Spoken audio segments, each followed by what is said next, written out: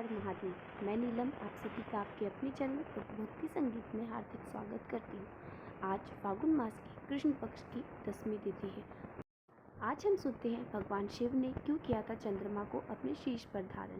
तो इसकी दो कथाएं बड़ी ही प्रचलित हैं। पहली कथा के अनुसार, शिव पुराण के अनुसार समुद्र मंथन के दौरान भगवान शिव ने हलाहल विष का पान किया था। इस विष को उन्होंने अपने कंठ में धारण करने के कारण भगवान शिव नीलकंठ कहलाए थे।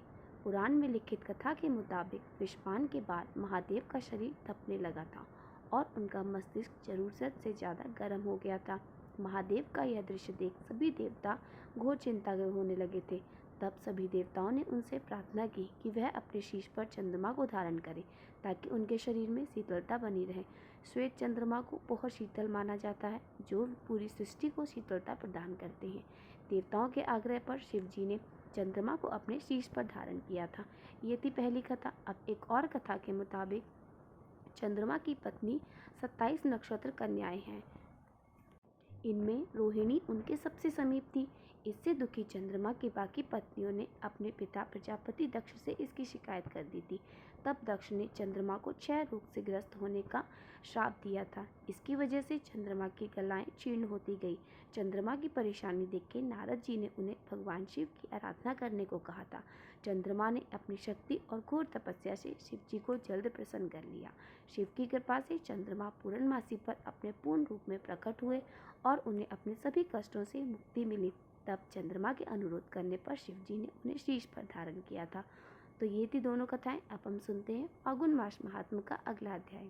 आगे के अध्याय में श्री सूत जी कहते हैं, पूर्व काल में चंद्रवंशी राजा पुण्यनिधि मथुरा नामक पुरी का पालन किया करते थे। किसी समय राजा पुण्यनिधि मथुरा में अपने पुत्र का राज्याभिषेक करके अंतपुर की रानियों के साथ अपने तीर्थ में स्नान करने के लिए गए।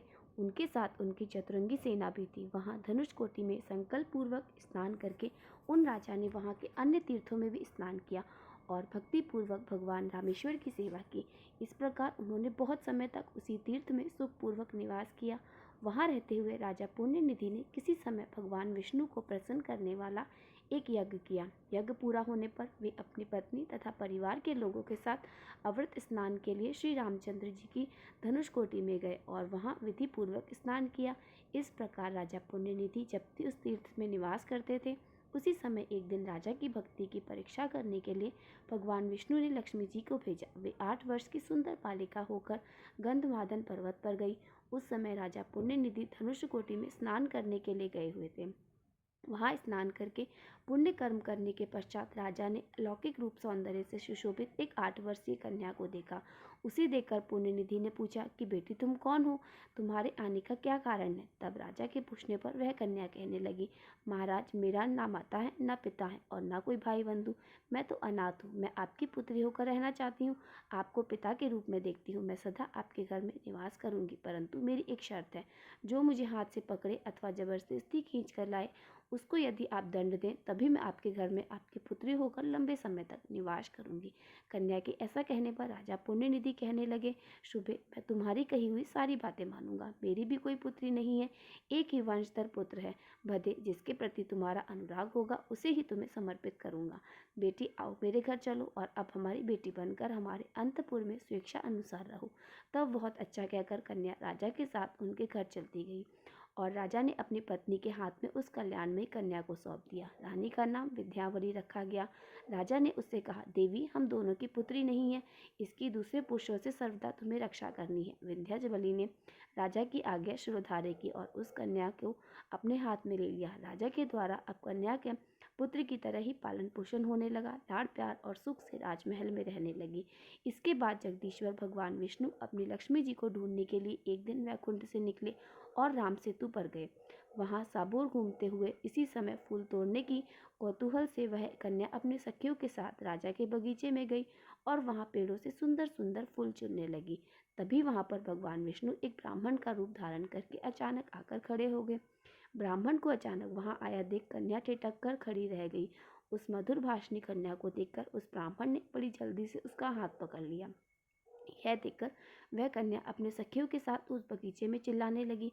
उसकी चिल्लाहट सुनकर राजा पुण्यनिधि वहीं पर आ गए। वहां राजा ने उस कन्या और उन सखियों से पूछा, बेटी बताओ अभी तुम अपनी सखियों के साथ क्यों चिल्ला रही थी। तब वह कन्या कहने लगी, हे पिताजी, इस ब्राह्मण ने हठपूर्वक मेरा हाथ पकड़ लिया। तात यह वही है और वह वृक्ष के पीछे निर्भय होकर खड़ा हुआ है। हे राजा, परम बुद्धिमान और सद्गुणों के निधान है। उन्होंने उस ब्राह्मण का यथार्थ बल न जानते हुए उसे जबरदस्ती पकड़ लिया और रामेश्वर मंदिर में ले जाकर वहां पैरों में बेड़ी डालकर हाथों में रस्सी से बांधकर फिर से उसे मंडप में ले आए। अपनी पुत्री को आश्वासन देकर राजा ने अंतःपुर में भेज दिया और खुद भी परम सुंदर भवन में जाकर सोने लगे।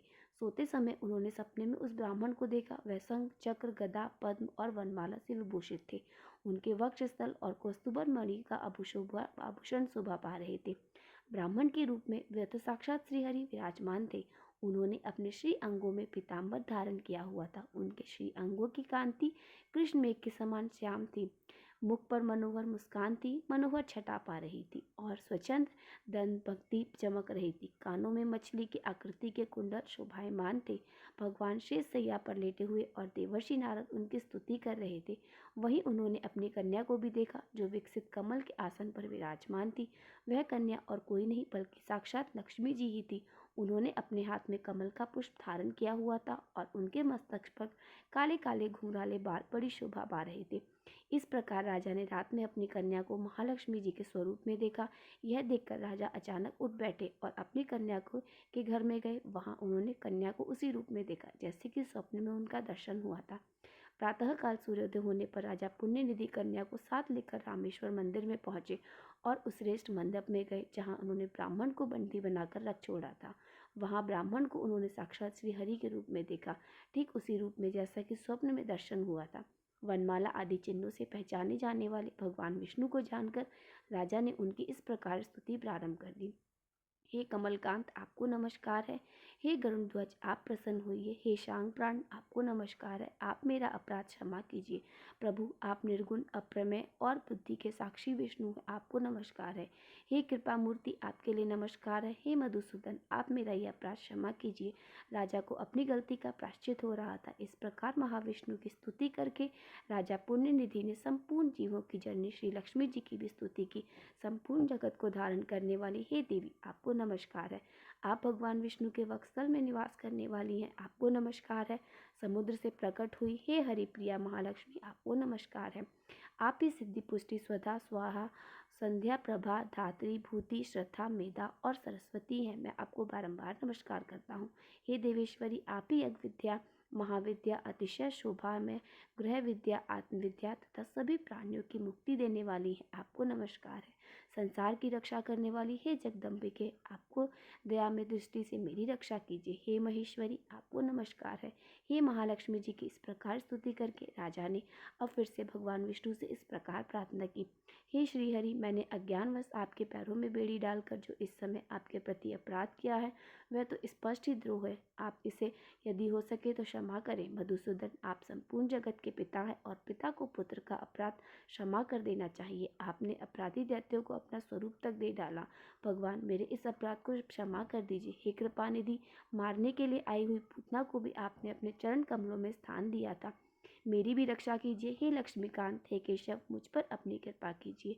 राजा के इस प्रकार प्रार्थना करने पर भगवान विष्णु कहने लगे, हे राजन, मुझे बंधन में डालने के कारण तुम्हें जो भय हो रहा है उसे त्याग दो।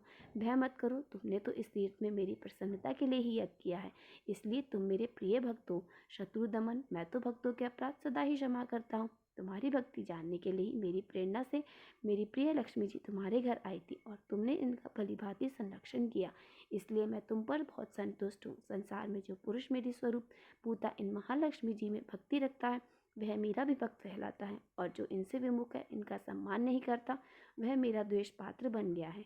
तुमने तो भक्तिपूर्वक इनका पूजन किया है, इसलिए तुम्हारे द्वारा मेरी भी पूजा संपन्न हो गई।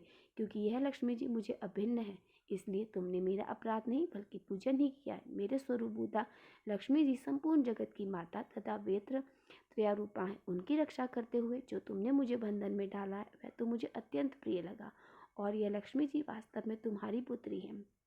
भगवान विष्णु के ऐसा कहने के बाद लक्ष्मी जी भी कहने लगी, राजन तुमने अपने घर में मेरी रक्षा की, इससे मैं तुम पर बहुत प्रसन्न हूँ। तुम्हारी भक्ति की परीक्षा लेने के लिए ही मैं और भगवान दोनों यहाँ आए थे। तुमने मन, संयम, रूप, योग और भक्ति भाव से हमें बड़ी प्रसन्नता हुई है।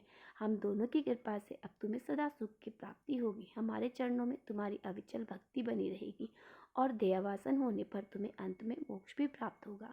भगवान विष्णु की भक्ति से युक्त तुम्हारी बुद्धि सदा धर्म में लगी रहेगी। इसके बाद भगवान विष्णु फिर से कहने लगे, राजन तुमने जिस प्रकार मुझे यहाँ पेड़ी से बांधा है, उसी रूप से मैं मंडप में सदा निवास करूँगा।